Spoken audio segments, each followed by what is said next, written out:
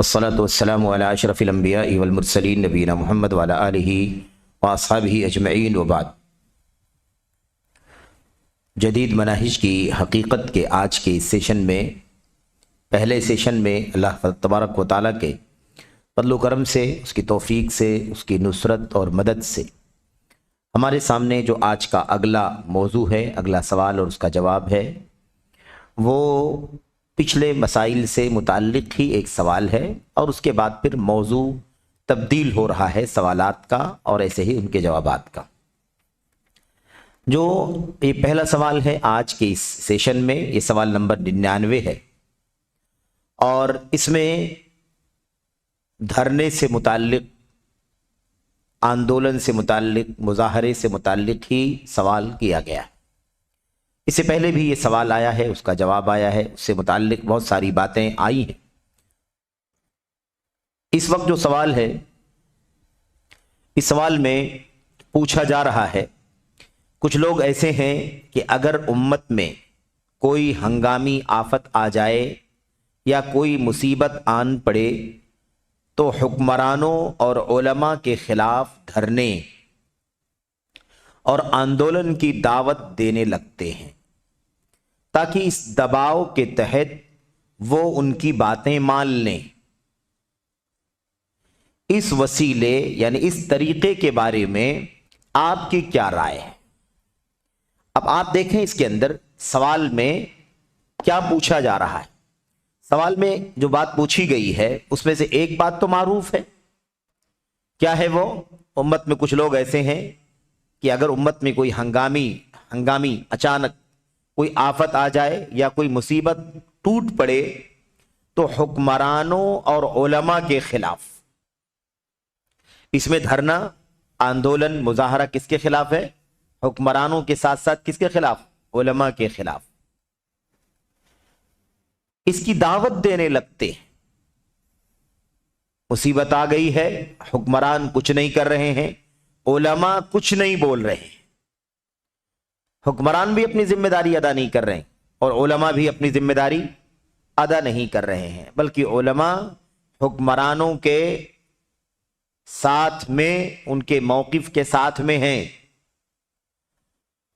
اب یہ بات حقیقت میں پوچھی جائے یا نہ پوچھی جائے، یہ کہیں نہ کہیں چھپی ہوئی چیز ہے، کیونکہ عام طور پر مسلم حکمرانوں کے سلسلے میں جب لوگ رد کرتے ہیں، نقد کرتے ہیں، برائیاں کرتے ہیں، بہت ساری اتہامات، الزامات لگاتے ہیں، تو ان کے ساتھ ساتھ حکمرانوں کے ساتھ ساتھ علماء کو بھی سمیٹ لیتے ہیں، علماء کو بھی شامل کرتے ہیں۔ ان کا سوچنا یہی ہوتا ہے کہ جب یہ حکمران کچھ خاص علماء سے رائے مشورہ، ان کی رہنمائی کے ساتھ کام کرتے ہیں، تو اگر حکمران کوئی کام نہیں کر رہے ہیں تو اس کا مطلب یہ ہے کہ علماء بھی غلط کر رہے ہیں، علماء بھی ان کا ساتھ دے رہے ہیں۔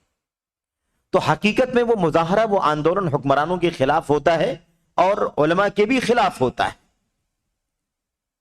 یہ معلوم چیز ہے، یعنی یہ چیز ایسی ہے جو مفہوم ہے، اندر داخل ہے، شامل ہے، کیونکہ ولاۃ امور، اولیاء الامر جس کو کہتے ہیں، ولی الامر جس کو کہتے ہیں نا، ولی الامر، معاملات کا ذمہ دار۔ تو معاملات کے ذمہ داروں میں جیسے حکمران ہیں ویسے علماء ہیں، بلکہ علماء حکمرانوں سے بھی پہلے ہیں، علماء حکمرانوں سے بھی پہلے ہیں۔ تو کہتے ہیں کہ اس لیے بعض سلف کہتے تھے کہ حکمران تمہارے اوپر حکومت کرتے ہیں اور علماء حکمرانوں پر حکومت کرتے ہیں۔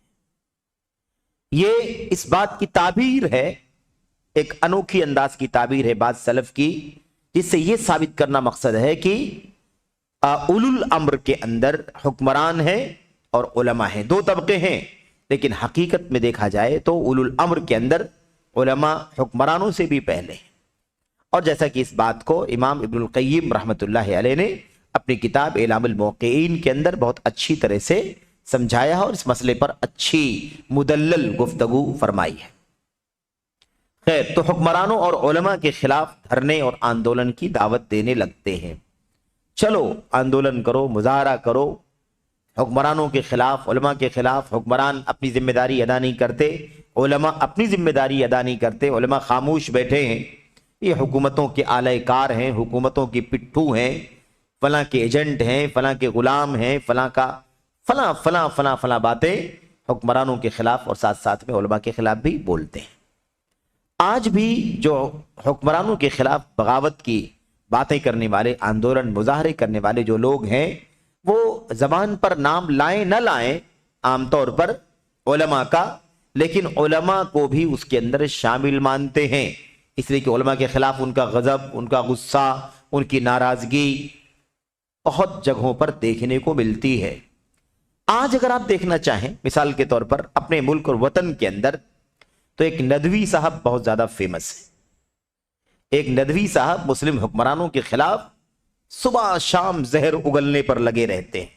ऐसा लगता है कि उनका मतलब यानी उन्हें चैन ना मिले, उनका खाना हजम ना हो अगर वो मुस्लिम हुक्मरानों के खिलाफ है ना लान तान ना कर लें, गाली गलूज ना कर लें, वोल फोल ना बोल लें, है ना। उन्हें मतलब अपनी जबान से जो कुछ उनके बस में है वो सारी चीजें जब तक न बोल लें तब तक उन्हें चैन नहीं आता, और जब हुक्मरानों के खिलाफ वो जबान खोलते हैं तो बहुत ही दीदा दिलेरी के साथ वो सऊदी अरब के उलमा, चोटी के उलमा, मेरे भाइयों, खास तौर पर अइम्मे हरमैन शरीफैन, और अइम्मे शरीफैन, हरमैन शरीफैन का मामला क्यों है दादा, इसलिए कि अइम्मे हरमैन शरीफैन, जब हरमैन शरीफैन के अइम्मा हैं और उनके पीछे नमाज पढ़ने वाले, उनके खुतबे सुनने वाले, उनके दुरूद से इस्तिफादा करने वाले, जाहिर सी बात है कि मिलियंस में होते हैं। और फिर हरमैन शरीफैन के खुतबे पूरी दुनिया के अंदर लाइव न जाने कि मिलियंस लोग सुनते हैं, और उसके बाद भी उससे लोग फायदा उठाते रहते हैं। तो जब हुक्मरानों के खिलाफ बात करते हैं ये नदवी साहब, तो हुक्मरानों के खिलाफ सिर्फ बात नहीं करते बल्कि ये बहुत जुर्रत के साथ अइम्मे हरमैन को खास तौर पर हदफे तान बनाते हैं, और उनके अलावा दीगर उलमाए सऊदी अरब, किबार उलमा बोर्ड के लोग, हैत किबार उलमा, दारुल इफ्ता के वगैरह वगैरह, कभी इशारों में, कभी किनायों में, और कभी सराहत के साथ, कभी नीम सराहत के साथ, बहरहाल वो पूरे तौर पर जहर उगलते रहते हैं और उकसाने का काम, भड़काने का काम सऊदी अरब के की मिनिस्ट्री के खिलाफ, वहाँ के उलमा के खिलाफ और हुकूमत के जिम्मेदारों के खिलाफ, मलिक से लेकर के वली अहद और उनके नाइबीन और मुख्तलिफ जो वज़रा हैं, उमरा हैं, उनके खिलाफ, इन सबको यहूदियों का एजेंट और सहीयूनियों का दलाल, क्या क्या नहीं कहता ये आदमी। और थोड़े थोड़े वक्फे से ये हजरत आते रहते हैं, कभी महीना डेढ़ महीना गायब रहते हैं और उसके बाद फिर उबल करके आते हैं, फिर भड़ास निकालते हैं, और फिर उसके बाद एक महीना डेढ़ महीना 2 महीना चुप रहते हैं, फिर बाहर निकल करके आते हैं और अपनी बात को साबित करने के लिए कोई मौका जाने नहीं देते। हत्ता कि इनके बस में अगर कोई अल्लाह के नबी की हदीस आए, अल्लाह के कलाम की कोई आयत करीमा आए, तो सारा का सारा उठा करके सऊदी अरब के हुक्मरानों के खिलाफ पढ़ने के लिए अपने आप को मुजाज समझते हैं। अल्लाह के कलाम की वो आयतें जो मैदान जंग से मुताल्लिक हैं, वो सारी की सारी आयतें उठा उठा करके अभी इस वक्त फलस्तीन और इसराइल के मसले पर पूरी पूरी सारी की सारी आयतें उठा करके इन्होंने सऊदी अरब के हुक्मरानों, सऊदी अरब के उलमा और वहां की फौज और इन सब के ऊपर उठा करके पढ़ दिया। जंग चल रही है सऊदी अरब से इस्लामी हुकूमतों की, किस बुनियाद पर ये आयतें पढ़ी जा रही हैं? कुफ्र इस्लाम की जंग में मेरे भाइयों, मुस्लिम हुक्मरानों के की जिम्मेदारियां क्या हैं, अल्हम्दुलिल्लाह इसको जानने के लिए चोटी के अइम्मा और उलमा मौजूद हैं, उस चीज को समझ रहे हैं। ये खवारिज का तरीका है कि कुफ्फार और मुशरिकीन वाली आयतें उठा करके मोमिनों के खिलाफ पढ़ दी जाएं, तौहीद परस्तों के खिलाफ पढ़ी जाएं मेरे भाइयों। तो ये तरीका मेरे भाइयों मौजूद है। तो आंदोलनों में सिर्फ और सिर्फ हुक्मरानों के खिलाफ आंदोलन नहीं होते, बल्कि उलमा के खिलाफ भी आंदोलन होते हैं। खासतौर पर वो उलमा जिनसे हुक्मरान राय लेना, मशवरा लेना, जिनको अरबाब हल्लो अक्द कहा जाता है, बिलखुसूस सऊदी अरब के अंदर किबार उलमा का बोर्ड है, और ऐसे ही दारुल इफ्ता के कमेटी के जो बड़े बड़े चोटी के उलमा और बिम्बरान हैं, ऐसे उलमा से खुसूसियत के साथ सऊदी हुकूमत क्या करती है? रुजू करती है, रुजू करती है। जाहिर सी बात है कि इनसे राय मशवरे होते हैं अल्हम्दुलिल्लाह, और जो चीज़ें किताब और सुन्नत के मुताबिक है ना, सऊदी अरब के उलमा और वहाँ के चोटी के अइम्मा मुफ्तियान जो राय मशवरे देते हैं, जो रहनुमाइयाँ करते हैं, उनके राय मशवरे से अल्हम्दुलिल्लाह कोई फैसला, कोई कदम उठाया जाता है। और ये बहुत बड़ी खुसूसियत है मेरे भाइयों, बहुत बड़ी खुसूसियत है। रहा मसला खवारिज का या खारजी जहनीत के रखने वालों का या एतजाली जहन रखने वालों का, अकल परस्तों का, दुनियादारों का, मौका परस्तों का, इन लोगों का जहां तक रहा मसला, तो इनका कोई डर्रा नहीं होता मेरे भाइयों। अपने मफाद के खिलाफ कोई भी चीज देखते हैं तो उनके खिलाफ जबान खोलते हैं, इनके खिलाफ प्रोपेगंडे करते हैं। ये इनका आमतौर पर तरीका है। तो मैं अर्ज ये कर रहा था कि यहां सवाल में पूछा जा रहा है कि हुक्मरानों और उलमा के खिलाफ आंदोलन करने पर लोगों को उबारना शुरू कर देते हैं, दावत देना शुरू कर देते हैं। तो उलमा के खिलाफ भी आंदोलन होते हैं, कहीं उलमा का नाम नहीं लिया जाता या इशारों में लिया जाता है, और कहीं कहीं सराहत के साथ, कहीं कहीं सराहत के साथ, जैसा कि हमने ये हजरत नदवी साहब की हमने आपके सामने मिसाल पेश की कि ये आए दिन जो है ना इस काम पर लगे रहते हैं और खूब भड़ास निकालते हैं, उर्दू जबान में भड़ास निकालते हैं, अरबी जबान में भड़ास निकालते हैं, और जितनी एनर्जी है इनके पास जबान बयान की सारी इस्तेमाल कर डालते हैं, ये साबित करने के लिए कि हम बहुत कुछ जानते हैं, हमारे पास इल्म की वुसात है, हमारे पास सकाफा बहुत वसी है, और इस तरह से बहुत सारी बातें करते हैं। मेरे भाइयों, अल्लाह तबारक व तआला का फजल है, अल्लाह का शुक्र है कि इस तरह के लोगों की बातों के झांसे में कुछ नादान और कमजोर किस्म के लोग तो आ सकते हैं, या जो उनके मुरीद हों, या उनके फिक्र और नजरिए से इत्तेफाक रखने वाले हों, यानी खारजी फिक्र के लोग, इखवानी फिक्र के लोग, जो अकल परस्त किस्म के लोग होते हैं, ये लोग तो इत्तेफाक कर सकते हैं मेरे भाइयों। वरना अल्लाह का शुक्र है कि जिन्हें किताब और सुन्नत के दलाइल और सलफ़ उम्मत के की सीरत की रोशनी में पूरे मौक़िफ़ और पूरे मसले का इल्म है, वो ऐसे लोगों के धोखे में नहीं आते, ऐसे लोगों के बहकावे में नहीं आते। हजरत ने अल्लाह के नबी अलैहिस्सलाम की हदीसों को भी अपने मफाद के लिए गलत इस्तेमाल किया है। इसका ये मौका नहीं है। ये ज़िम्नन ये बात आ गई कि उलमा के खिलाफ धरने, हुक्मरानों के खिलाफ और उलमा के खिलाफ धरने, ये दोनों काम होते हैं, ये दोनों काम होते हैं। तो ये नदवी जो है ना, ये इनका ये सराहत के साथ है ना, अइम्मे हरमैन के खिलाफ बहुत खुल करके ये बातें करते हैं मेरे भाइयों। और क्या कहा, ये इसलिए करते हैं ताकि इस दबाव के तहत वो उनकी बातें मान लें। इस तरीके के बारे में आपका क्या ख्याल है? इस तरीके के बारे में आपका क्या ख्याल है? जैसा कि हमने इससे पहले भी जिक्र किया था और यहां भी कि इस तरह के सवालात जो आम पढ़ रहे हैं, देख रहे हैं, इनके जवाबात पढ़ रहे हैं, इन सब का ताल्लुक इस्लामी मुल्कों से है, इस्लामी हुकूमतों से है, जहां इस्लामी निज़ाम नाफिज है, वहां से मुताल्लिक, जहां मुसलमानों का हाकिम वली अम्र, वहां से मुताल्लिक है बातें। रही बात अपने ममालिक की, जमहूरी मुल्कों की, तो इस सिलसिले में भी आपके सामने बहुत सारी बातें आ चुकी हैं।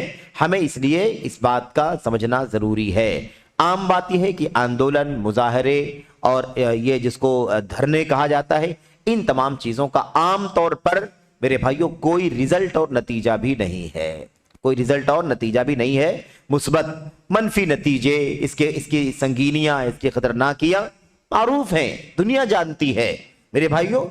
तो हमें असल यही बात जाननी है कि मुसलमान इस तरीके को अपने दीन इस्लाम के अंदर नहीं जानता है।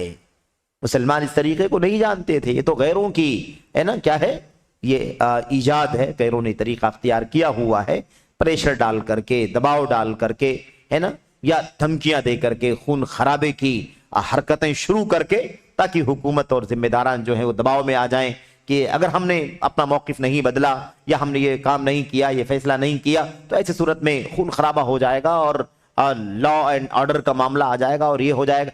इस दबाव में आकर कोई फैसला कर लें। देखिए, ये तरीका आमतौर पर अहले इस्लाम का नहीं है। मुसलमान इस्लाम के अंदर इस तरीके को नहीं जानते हैं, जैसा कि शेख सालेह फौजान हफिज़हुल्लाह ने इससे पहले भी ये बातें कही हैं। अच्छा, आइए उसके बाद तो क्या जवाब है भाई? इसका जवाब शेख सालेह फौजान हफिज़हुल्लाह फरमाते हैं, मुख्तसर आपकी क्या राय है? पूछा क्या गया, आपकी इस तरीके के बारे में क्या राय है?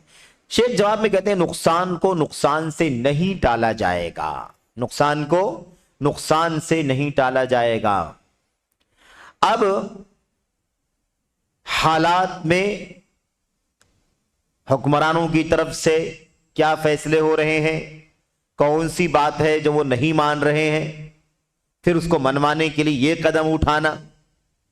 तो शेख सालेह फौजान इन दोनों चीजों को موازنہ کر کے کیا فرما رہے ہیں؟ کہہ رہے نقصان کو نقصان سے نہیں ٹالا جائے گا۔ ظاہر سی بات ہے کہ ایک شر کو ہٹانے کے لیے شر نہیں لایا جائے گا۔ اگر ایک نقصان ہے تو نقصان کو ٹالنے کے لیے نقصان کا استعمال نہیں کیا جائے گا۔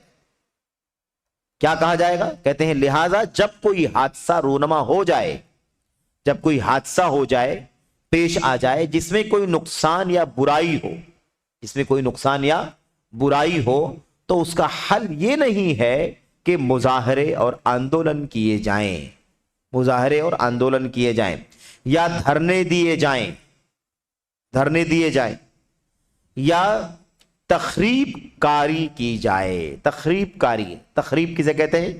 خراب کرنا، ویرانہ کرنا، نقصان پہنچانا۔ مثال کے طور پر روڈ جام کرنا، ہے نا، لوگوں کو چلنے پھرنے میں تکلیف ہو، آنے جانے میں تکلیف ہو، مریضوں کو علاج معالجے کے لیے دواخانوں تک پہنچنے میں تکلیف ہو، یا ایسے ہی کاروباری مسائل الجھ جائیں، اور ایسے ہی مثال کے طور پر لوگ آگے بڑھ کر کے مثال کے طور پر گاڑیوں کو نقصان پہنچانا، آگ لگا دینا، مثال کے طور پر توڑ پھوڑ مچانا، جان لے لینا، ہتھیاروں کا استعمال کرنا وغیرہ، یا مثال کے طور پر گالیاں دینا، طنز و تعریض کرنا، یا جھنڈے اٹھا اٹھا کر کے برائیاں کرنا، ان کو کوسنا، یا ان کے ساتھ ایسا سلوک کرنا جن کی ان کی شبیہ بگڑے۔ یہ سارے کام جو ہیں شر کے ہیں، یہ سارے کام برائی کے ہیں، اور یہ برائی کوئی اچھا رزلٹ نہیں لا سکتی، کہ یہ برائی، یہ شر، یہ نقصان، یہ فساد، یہ دمار، یہ تخریب کاری، اس کا نتیجہ کبھی کوئی اچھا نہیں ہو سکتا، مثبت نہیں ہو سکتا۔ اگر ایک نقصان کو اگر ایک خیر کے ذریعے سے نہیں حل کیا جا سکتا تو نقصان کو نقصان کے ذریعے حل نہیں کیا جا سکتا۔ نقصان کو میرے بھائیوں شر کے ذریعے سے ٹالا نہیں جا سکتا۔ یہ شیخ صالح فوزان کا بہت ہی جامع جواب ہے۔ صاف لفظوں میں کہتے ہیں اگر کوئی رونما ہو جائے حادثہ جس میں کوئی نقصان یا برائی ہو، سپوز کہ کوئی ایسی بات آ گئی ہے حاکم کی طرف سے جو غیر مناسب ہے، مثال کے طور پر کوئی حادثہ ہو ہی گیا ہے نا، کہ کوئی ایسی چیز آ گئی ہے فیصلے کے اندر یا کسی نظام کے اندر جو واقعی تکلیف کی چیز ہے مثال کے طور پر، تو اس تکلیف کی چیز کو ٹالنے کے لیے کیا راستہ ہے؟ مثبت راستہ، خیر کا راستہ، بھلائی کا راستہ کیا ہے؟ اس راستے کا اختیار کیا جائے گا، اور اس کی بھی تعلیم نبی کریم صلی اللہ علیہ وسلم نے اپنی حدیثوں میں بھرپور دی، کوئی کمی نہیں۔ شریعت مکمل ہے۔ انسان کو قیامت تک آنے والے مسائل میں سے کوئی ایسا مسئلہ درپیش نہیں ہو سکتا جس کا حل اللہ تعالیٰ کی کتاب میں، نبی کی سنت میں موجود نہ ہو۔ اور کوئی بھی حل شریعت کی طرف سے جب آتا ہے تو اس میں خیر کا پہلو غالب ہوتا ہے۔ اب ایک برائی ہے، ایک نقصان ہے، ایک تکلیف ہے، اس تکلیف کو ختم کرنے کے لیے شریعت کبھی ایسا راستہ نہیں بتلاتی جس راستے کے اندر اس کے مقابلے میں بری چیز ہو، اس کے مقابلے میں ہے نا، یا اس کے برابر کوئی بری چیز ہو۔ ایسا کوئی حل شریعت کی طرف سے ہمیں نہیں ملتا،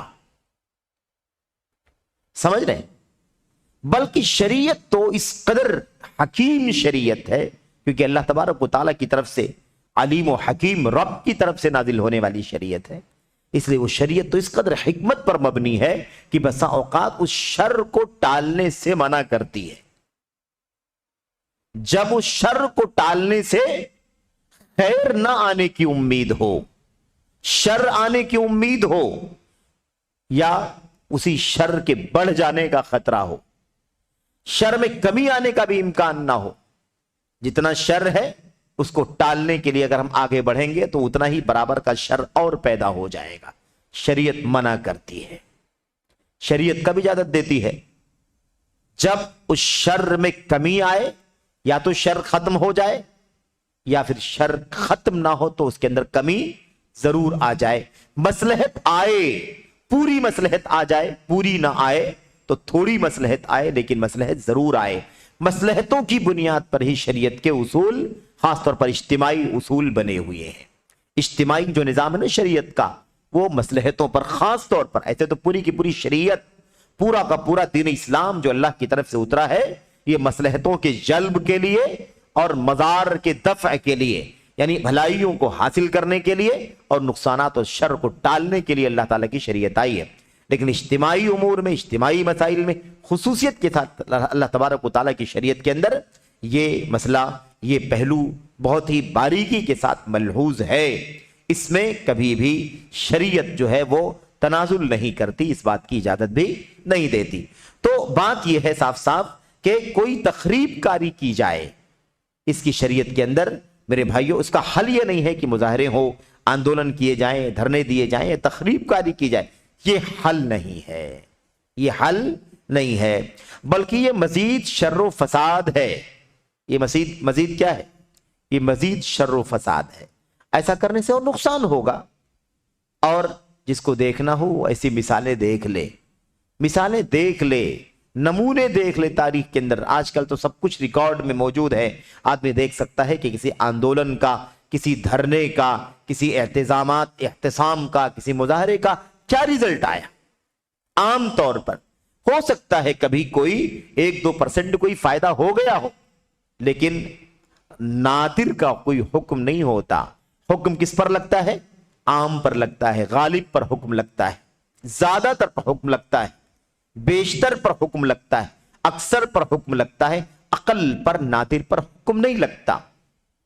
اگر 100 مظاہرے ہوئے ہوں، 100 آندولن ہوئے ہوں کسی مسئلے پر، کسی مسئلے پر، کسی مسئلے پر، ان میں سے 1-2 مسئلے میں کوئی فائدہ ہو گیا ہو، کوئی تبدیلی ہو گئی ہو، ہے نا، کسی قانون میں، کسی نظام میں، تو 1-2 چیزوں کو بیان کر کے یہ مظاہرے، یہ آندولن جو کیے جا رہے ہیں، اس کو جائز نہیں قرار دیا جا سکتا. 98% کیا ہوا، 99% کیا ہوا، 96-97% کیا ہوا، 95-90% کیا ہوا، وہ دیکھا جاتا ہے. اس لیے کہ شریعت مصلحت عامہ پر مشتمل ہے. عمومی مصلحت آنی چاہیے، سب کے حق میں خیر ہو، سب کے حق میں بہتر ہو، یہ ہونا چاہیے. خیر کہتے ہیں بلکہ مزید شر و فساد ہے. بلکہ حل یہ ہے. اب حل کیا ہے؟ سولوشن کیا ہے اس کا؟ شیخ کہتے ہیں حل یہ ہے کہ ذمہ داروں سے رجوع کیا جائے. کیا یہ حل نہیں ہے؟ جہاں سے قانون آیا، جہاں سے نظام آیا، جہاں سے ہے نا سرکولر آیا، جہاں سے تنفیذ کی گئی، کیوں نہ ان ذمہ داروں سے رابطہ کر لیا جائے، ان کے ساتھ گفت و شنید ہو جائے، بیٹھک ہو جائے، مجلس ہو جائے، ہے نا، آپس میں تبادلہ خیال ہو جائے، منت سماجت کر لی جائے، وغیرہ بہت سارے راستے. تو ذمہ داروں سے رجوع کیا جائے، انہیں نصیحت کی جائے، انہیں نصیحت کی جائے، اور ان پر عائد ذمہ داری بیان کی جائے. یہ سب حل ہے، یہ سب جائز حل ہے. یہ سب کیا ہے؟ جائز ہے. ان سب حل کا فائدہ کیا ہے معلوم ہے آپ کو؟ ان سب حل یعنی یہ راستے جو ہیں حل کرنے کے لیے، اگر ان راستوں کو پکڑا جائے گا مسئلوں کو حل کرنے کے لیے، تو کیا ہوگا؟ ہوگا یہ کہ یا تو مسئلے حل ہو جائیں گے، اور اگر مسئلے حل نہیں ہوں گے تو شر نہیں آئے گا. اگر مسئلے حل نہ ہوں گے تو کم سے کم شر نہیں آئے گا، فساد نہیں آئے گا. بہت ساری مشکلات جو آتی ہیں اس راہ میں، وہ ساری مشکلات نہیں آئیں گی. کم سے کم یہ تو فائدہ ہوگا. لیکن اس میں کیا ہے؟ اس میں کہ وہ نقصان بھی ہو رہا ہے اور اگلا نقصان بھی ہو رہا ہے.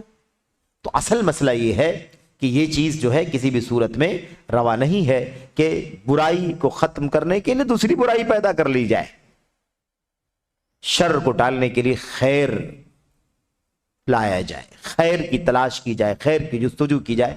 یہ طریقہ ہونا چاہیے. تو شیخ بڑی صراحت کے ساتھ یہ بات کہہ رہے ہیں کہ مزید شر و فساد ہے. حل یہ ہے کہ ذمہ داروں کو سے رجوع کیا جائے. پہلا کام ذمہ داروں سے رجوع، آپ سے ملنا ہے، آپ سے کنسلٹ کرنا ہے، آپ سے ایک مجلس میں بیٹھنا ہے، آپ کا وقت چاہیے، یہ کام. دوسرا کام کیا ہے؟ انہیں نصیحت کی جائے. آپ نے یہ نظام لگایا ہے، آپ نے قانون بنایا ہے، ایسا ہے ویسا، اس کے اندر یہ نقصان ہے، اس میں جانی نقصان، مالی نقصان، فلاں فساد ہے، فلاں مضرت ہے، فلاں مطلب یہ فلاں مشکلات ہیں. اس لیے بہتر ہے کہ رجوع کر لیا جائے، نظر ثانی کر لی جائے. اور اس میں یہ بھی نہیں ہونا چاہیے کہ آدمی کہ بس ابھی کا ابھی آپ اس کو بدلیں. یہ بھی نہیں ہونا چاہیے. کیوں معلوم آپ کو؟ کیونکہ مسئلہ ایک ایشو کا نہیں ہے، مسئلہ وہ حاکم ہے ہمارا. پھر اس کا وزن بھی، اس کی ہیبت بھی ختم نہیں ہونی چاہیے. اگر اس کی ہیبت ہم نے ختم کرنے کا کام کیا کہ ابھی کا ابھی اس کو ہٹایا جائے، تو پھر آگے چل کر کے آپ کو ہم کو ہی مشکلات آئیں گی. کیونکہ جب اس کی ہیبت نہیں، اس کی طاقت نہیں، اس کا دباؤ نہیں، اس کا ڈر نہیں، تو پھر آگے کوئی بھی اٹھے گا اور منمانی اپنا کام کروانے کی کوشش کرے گا. تو ہیبت، وقار، دباؤ، جلالت سب ہونی چاہیے حکمرانوں کے اندر. اور اسے تسلیم کیا جانا چاہیے. نہیں تسلیم کیا جائے گا تو پھر نظام قائم نہیں رہے گا, نظام درہم برہم ہوگا. تو یہ بھی ایک بہت بنیادی چیز ہے. یاد رکھیں کہ ہیبت السلطان, حاکم کی ہیبت اور اس کا جو روب اور دبدبہ ہے نا, اسے بھی ختم نہیں کرنا چاہیے, وہ باقی رہے. اگر ہم نے خود اپنے حاکم کی ہیبت اور وقار کو ضائع کر دیا تو ہم دوسروں کے بیچ میں پسپا ہو جائیں گے. مسلم حکمرانوں کے بارے میں یہ بات خاص طور پر شیخ صالح فوزان ہمیں بتلانا چاہ رہے ہیں. کہتے ہیں انہیں نصیحت کی جائے, ان پر عائد ذمہ داری بیان کی جائے. بھئی آپ کی ذمہ داری کیا بنتی ہے, آپ پر یہ ذمہ داری عائد ہوتی ہے, آپ پر یہ ذمہ داری عائد ہوتی ہے, آپ کو چاہیے کہ آپ ان چیزوں کا خیال کریں. یہ باتیں حکمرانوں سے ہونی چاہیے. اچھا, ممکن ہے وہ اس تکلیف کا ازالہ کر دیں, ممکن ہے وہ اس تکلیف کا ازالہ کریں. جو فیصلہ ہوا ہے, جو نظام میں مطلب چیز آ گئی ہے اور اس سے لوگوں کو تکلیف ہے, تو ایسا طریقہ جب اختیار کیا جائے گا نصیحت کا, خیرخواہی کا, ملنے کا, سمجھانے بجھانے کا, ایسی صورت میں ممکن ہے وہ اس تکلیف کا ازالہ کریں. اب اگر وہ اس کا ازالہ کر دیں تو ٹھیک, اگر تکلیف ختم ہو جائے ہے نا, کوئی نقصان کی چیز نافذ کر دی تھی وہ ہٹا لیں, اٹھا لیں, یا اس میں آسانی پیدا کر دیں تو ٹھیک ہے, الحمدللہ, بہت اچھی بات ہے. اس کے بعد کہتے ہیں ورنہ اس سے بڑے شر و ضرر سے بچنے کے لیے انہیں اس پر صبر کرنا واجب ہے. یہ نقطہ خوارج کے لیے بہت مشکل ہے. یہ آخری نقطہ خوارج کے لیے یا خارجی ذہنیت رکھنے والوں کے لیے, خارجی فکر رکھنے والے فرقوں کے لیے یہ بہت مشکل ہے. صبر نہیں کرتے, وہ صبر نہ کرتے ہیں, نہ صبر کرنے کی تلقین کرتے ہیں, نہ صبر کرنے کی تعلیم دیتے ہیں, منمانی مسئلے کو حل کرنے کا راستہ بتلاتے ہیں. یہ جملے جو شیخ صالح فوزان نے کہے ہیں, یہ ساری کی ساری باتیں, یہ سارے کے سارے جملے دراصل نبی کریم صلی اللہ علیہ وسلم کی احادیث کا نچوڑ اور خلاصہ ہے. حجاج بن یوسف کے ظلم کا ذکر اس سے پہلے بھی آیا تھا. حجاج بن یوسف, حضرت انس بن مالک رضی اللہ تعالیٰ عنہ کے پاس کئی ایک لوگ اکٹھا ہو کر کے آئے اور کہا انا نشکو الیک امر الحجاج, ہم آپ سے شکایت کرنے کے لیے آئے, حجاج کے ظلم و ستم کی شکایت لے کر کے آپ کے پاس آئے. انہوں نے کیا کہا تھا؟ انہوں نے صاف صاف کہا تھا یہی کہ راستہ کیا ہے اس سے بچنے کا, اس کا حل کیا ہے؟ صبر کرنے کا.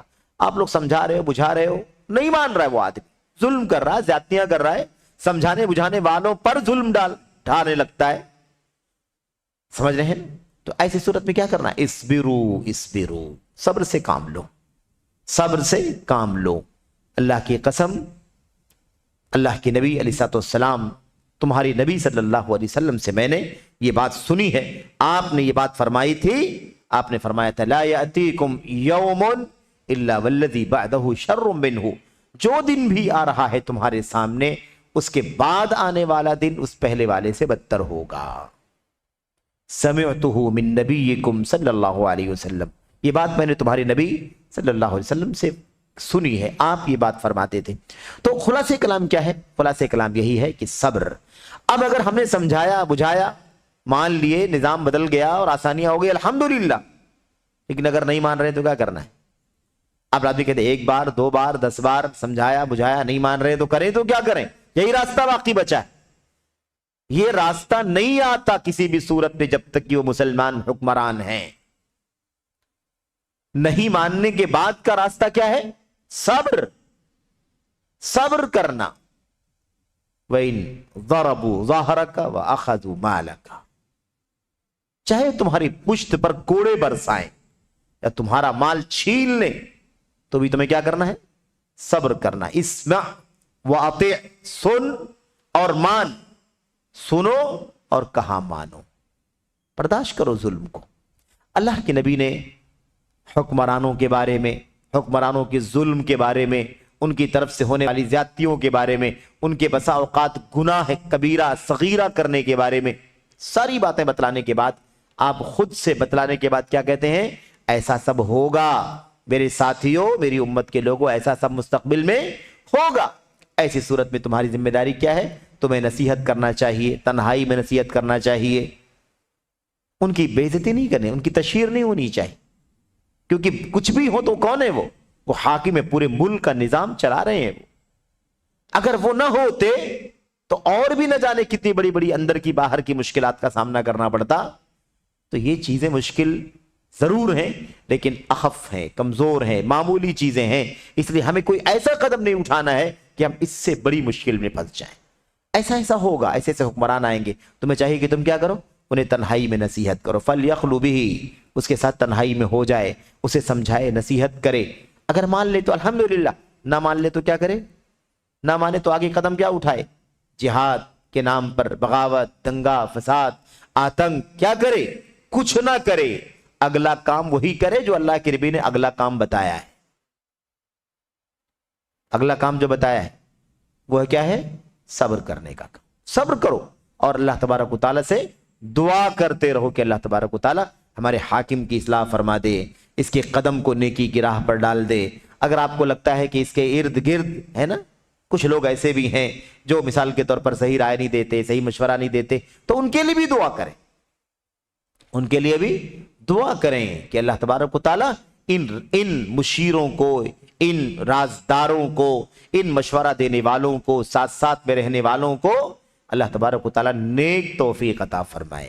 یہ دعا کرنا چاہیے۔ اللہم ارزق البطانۃ الصالحۃ الناصحۃ التي تعینہ علی الحق۔ آج بھی الحمدللہ سعودی عرب کی مساجد کے ممبروں سے، حرمین شریفین کی ممبروں سے الحمدللہ وہ ائمہ حرمین کے دعائیں کرتے ہیں، پوری دنیا سنتی ہے، پوری دنیا سنتی ہے۔ اللہم اصلح ائمتنا وولاۃ امورنا، اے اللہ ہمارے اماموں کی اصلاح فرما، ہمارے حکمرانوں کی اصلاح فرما۔ اللہم سدد اقدامہم، اے اللہ ان کے قدموں کو ٹھیک کر دے، ہے نا، دعائیں کرتے، آج بھی دعائیں ہوتی ہیں بتانا کے لیے، اچھے بتانا کے لیے دعا ہوتی، اچھا بتانا یعنی اچھے ایڈوائزر، اچھے مشیر، ان کے لیے دعائیں ہوتی۔ تو یہ اصل طریقہ ہے۔ رہی بات کمی بیشی کی، تو انسان ہے، کمی بیشی تو کر سکتے، غلطی کریں گے، گناہ کے کام کریں گے، وہ چھوٹے گناہ بھی کریں گے، بڑے بھی گناہ کریں گے۔ گناہوں سے کون مبرہ ہے میرے بھائیوں؟ لیکن گناہوں کو ٹالنے کے لیے دوسرا بڑا گناہ نہیں کیا جائے گا۔ کمیوں خامیوں کو ختم کرنے کے لیے دوسرے بڑے مفاسد کا، دوسرے بڑے دوسرے شرور کا یا دوسرے مضرات کا راستہ اختیار نہیں کیا جائے گا۔ شیخ صاحب کہتے ہیں ضرر اور شر سے بچنے کے لیے کیا کرنا ہے، انہیں اس پر صبر کرنا واجب ہے، صبر کرنا واجب ہے۔ اس صبر کا کیا صلہ ملے گا؟ صبر کرنے والوں کا صلہ بہت بڑا ہے، صبر کرنے والوں کا صلہ بہت بڑا ہے۔ لیکن وہ حدیث نبی کریم صلی اللہ علیہ وسلم کی ہر جگہ ہر مصیبت پر فٹ ہونے والی حدیث ہے، جو آپ نے فرمایا تھا کیا؟ آپ نے فرمایا تھا انما الصبر عند الصدمۃ الاولی، صبر پہلے صدمے پر ہوتا ہے۔ صبر کیا ہوتا ہے؟ پہلے صدمے پر ہوتا ہے۔ اب آدمی نے دنگا کر لیا، فساد کر لیا، ہے نا، تشہیر کر لی، بے عزت کر دیا، تان و تشنیع کر لیا، ساری انرجی استعمال کر لی، اس کے باوجود بھی کچھ نہیں بدلا، تو آدمی کہتا ہے اب صبر کر لیتے ہیں۔ یہ صبر نہیں ہوا، یہ ہار جانا ہوا، سمجھ رہے ہیں؟ یہ دم نکل جانا ہوا، ورنہ تمہارے پاس دم ہوتا شر و فساد اور مچانے کا تو تم پیچھے نہیں ہٹتے۔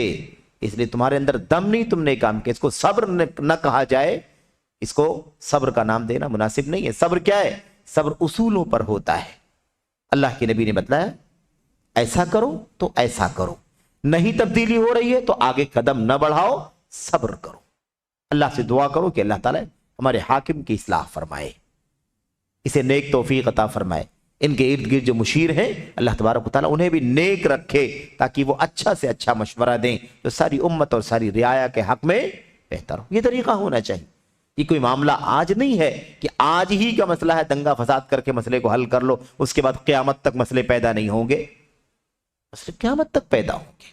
اس لیے حل وہ ہے جو نبی محترم صلی اللہ علیہ وسلم نے امت کو سمجھایا ہے۔ آپ اندازہ لگائیے کہ ہم یہ حدیثیں جو پڑھ رہے ہیں، یہ حدیثیں نبی کریم صلی اللہ علیہ وسلم کی مرفوع حدیثیں، آپ کی اپنی مرفوع حدیثیں ہیں۔ ایسا نہیں کہ کوئی صحابی کا اثر ہے یا کوئی قول ہے یا تابعین کے اقوال ہیں، ان کے آثار نہیں، وہ تو ہے ہی ہے بڑی تعداد میں، لیکن اللہ کے نبی علیہ السلام کی حدیث ہے. آپ امت کو اس طرح کے حالات سے آگاہ کرنے کے لیے فیوچر کی بات، سیاتیکم امراء، آگے ایسے ایسے حالات ہوں گے. آپ نے آگے کے حالات اور آپ نے ایسی مشکلات آئیں گی، برائیاں آئیں گی، ظلم ہوگا، زیادتی ہوگی، کمیاں ہوں گی، یہ ساری چیزیں پیش آئیں گی. یہ سب آپ نے پیشگی بتا کر کے آپ کو ہم کو کیا کرنا ہے وہ سمجھا دیا ہے. اس سے اندازہ لگاؤ کہ حکمرانوں کے سلسلے میں ہماری ذمہ داریاں کیا بنتی ہیں. اتنی خیر خواہی ہے نا، اتنی ہمدردی اور اتنی محبت، شفقت، رافت نبی کریم صلی اللہ علیہ وسلم کی امت کے ساتھ تھی. آپ نے اس طرح سے ہمیں آگاہ کر دیا ہے. تو یہ بہرحال مختصر طور پر سوال کا جواب تھا. وہ نقطہ جو اس سے پہلے آپ کے سامنے ذکر کیا گیا کہ صرف اور صرف آندولن اور دھرنے جو ہے نا، یہ حکمرانوں کے خلاف نہیں ہوتے بلکہ علماء کے بھی خلاف ہوتے ہیں. اس سوال سے بھی معلوم پڑتا ہے، اور ہم نے یہ بات عرض کی ہے، ہم نے ندوی، سلمان ندوی کی بات کی ہے کہ اس شخص نے بار بار کیا کیا ہے، مسلم حکمرانوں کے خلاف، سعودی عرب کے حکمرانوں کے خلاف صبح شام لان تان کرنا، ملامت کرنا، گالیاں دینا، اول فول بولنا، انہیں یہودی بولنا، انہیں صہیونی بولنا، اور انہیں اسرائیل کا اور امریکہ کا ایجنٹ کیا کیا نہیں بولنا، یہ اس شخص کا کام ہے. اور یہ بات یاد رہے کہ آندولن اور دھرنے روڈوں پر بعد میں ہوتے ہیں، ممبروں پر، اسٹیجوں پر اور میڈیا پر اس کی تشہیر اور اس پر ابھارنے کا، آمادہ کرنے کا کام پہلے ہوتا ہے. علامہ محمد بن صالح العثیمین رحمۃ اللہ علیہ نے یہ بات بڑی صراحت سے کہی ہے. انہوں نے کہا ہے، غالباً شرح اربعین نوویہ کے اندر کہا ہے یا شرح عقیدہ واسطیہ کے اندر کہا ہے، اپنی کسی کتاب کی شرح میں کیا کہا ہے، بڑی صراحت سے کہا ہے کہ یاد رکھو، خروج اور بغاوت جو ہے نا، اس کی شروعات پہلے زبان سے ہوتی ہے، بعد میں میدان میں وہ خروج اور بغاوت کا نقشہ دیکھنے کو ملتا ہے. یاد رہے یہ سب کیا ہے، یہ سب اکسانے کا کام، بھڑکانے کا کام، حکمرانوں کے خلاف برائیاں ممبروں سے، اسٹیجوں سے کرنے کا کام. یہ کس کا کام ہے؟ یہ خارجیت کا کام ہے، خوارج کا رویہ ہے جو اختیار کیا جا رہا ہے. اور یہ سب میرے بھائیوں آپ جان سکتے ہیں کہ سب اخوانیوں کے سب دل دادا ہیں، اسی فکر کے، اسی راستے کے ہیں. یہ لوگ سب کے سب اسی فکر کے ساتھ امت کے درمیان مسلم حکمرانوں کے حوالے سے اور وہاں کے ولاۃ امور کے علاوہ وہاں کے کبار علماء بورڈ کے علماء کے کبار علماء بورڈ کے خلاف، دارالافتاء کے علماء کے خلاف، اور ایسے ہی لجنہ دائمہ کے علماء کے خلاف میرے بھائیوں، اور اس طریقے سے خاص طور پر ائمہ حرمین شریفین کے خلاف جو ہمیشہ باتیں کرتے رہتے ہیں. تو بہرحال یہ اس سوال کا جواب اور اس کا خلاصہ ہے. اللہ سے دعا کریں کہ اللہ تبارک و تعالی ہمیں اور آپ کو نبی کریم صلی اللہ علیہ وسلم کی رہنمائیوں میں زندگی جینے کی توفیق عطا فرمائے. ہوس، خواہشات نفسانی، منمانی، جذبات اور کیا کہتے ہیں عاطفے کے پیچھے نہ بھاگیں بلکہ اللہ کے نبی علیہ السلام کی سنتوں کی روشنی میں ہمارے اپنے اسلاف نبی کے صحابہ نے حکمرانوں کے ساتھ کیسا تعامل کیا، تابعین نے حکمرانوں کے ساتھ کیسا تعامل کیا. اسی حجاج بن یوسف ثقفی نے سعید بن جبیر کو بھی قتل کروا دیا. حجاج بن یوسف نے عبداللہ بن زبیر کو بھی منجنین کے ذریعے سے قتل کروا دیا، ان کی جان لی. کتنے سے واقعات موجود ہیں، لیکن آپ دیکھیں کیا ہوا. حکمرانوں کے ساتھ ہمدردی کا معاملہ. امام احمد بن حنبل رحمۃ اللہ علیہ کا واقعہ بار بار آتا ہے نا، تین خلفاء کے دور میں ظلم ہوا، زیادتی ہوئی. امام بخاری رحمۃ اللہ علیہ پر بھی زیادتی کا معاملہ پیش آیا. ایک شکایت کے نتیجے میں بخارا کے امیر نے ظلم کیا آپ کے اوپر، لیکن پھر بھی کبھی بھی ان اسلاف نے اپنی زبانوں سے کوئی ایک لفظ بھی ایسا نہیں نکالا جو نبی کریم صلی اللہ علیہ وسلم کی تعلیمات اور آپ کی ہدایات کے خلاف ہو.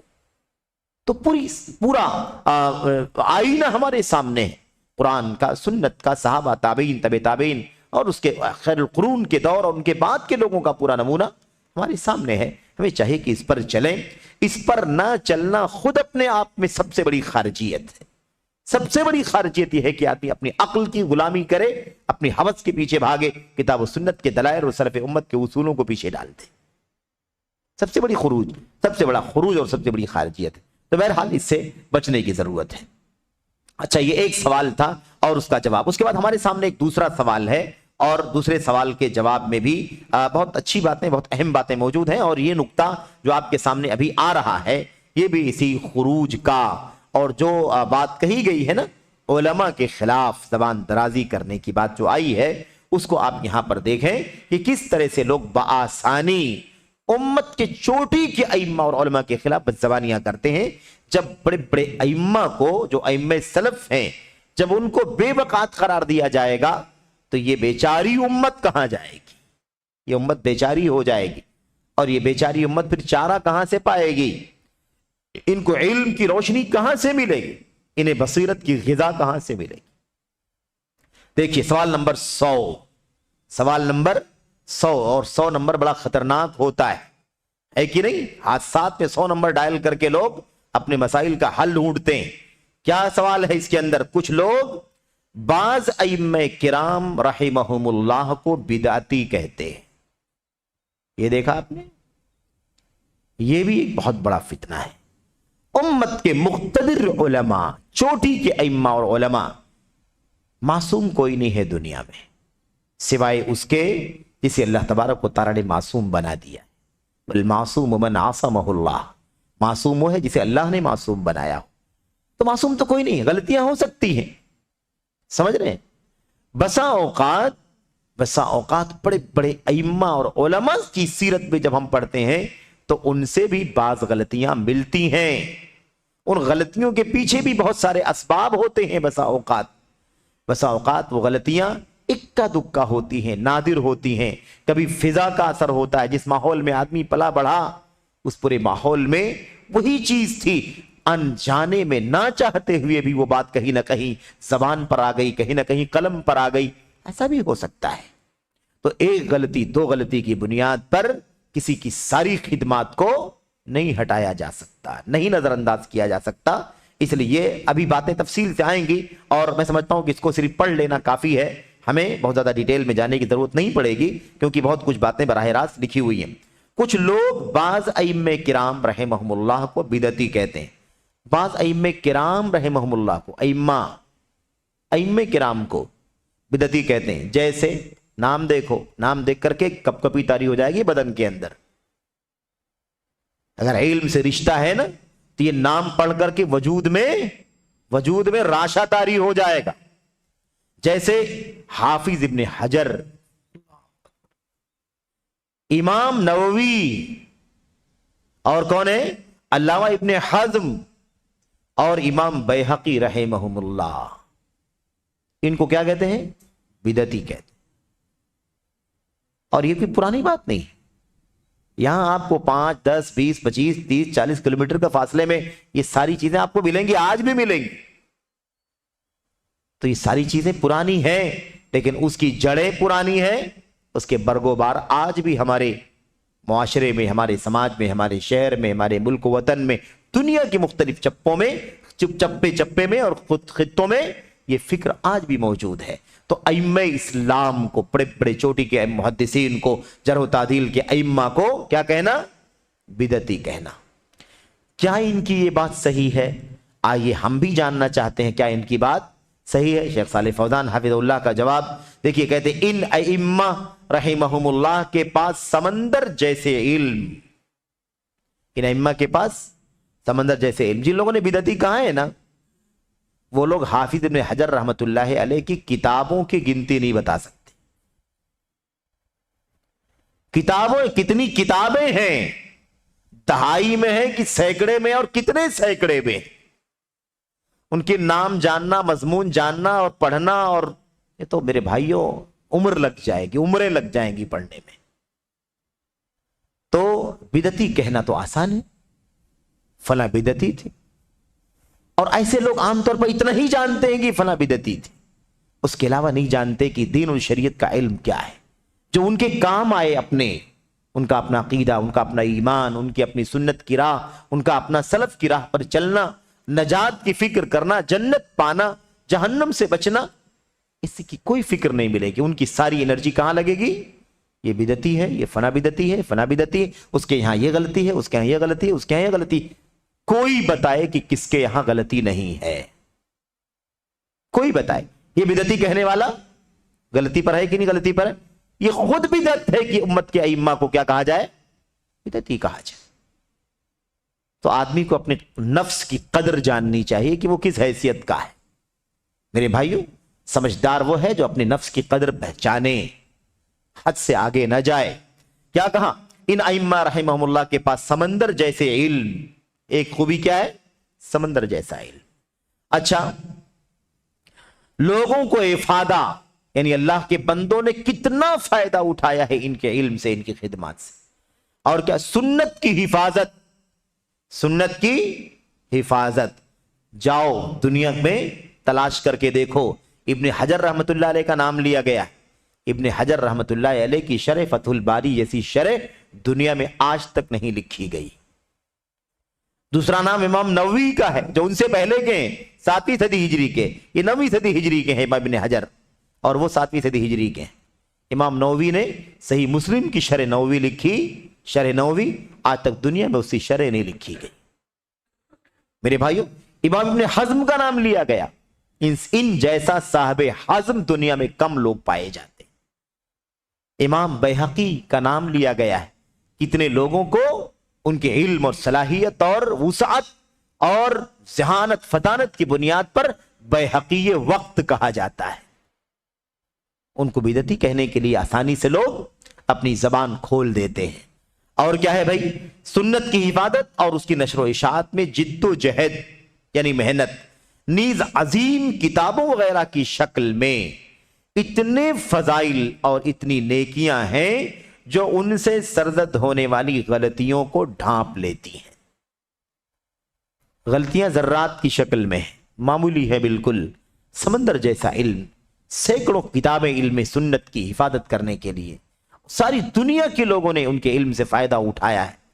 اور اس کے علاوہ میرے بھائیوں، اتنی بڑی بڑی کتابیں لکھی گئیں اللہ کی دین کی، وہ میرے بھائیوں کا انسائکلوپیڈیا مانی جاتی ہیں کتابیں، مرجع، سمجھ رہے ہیں؟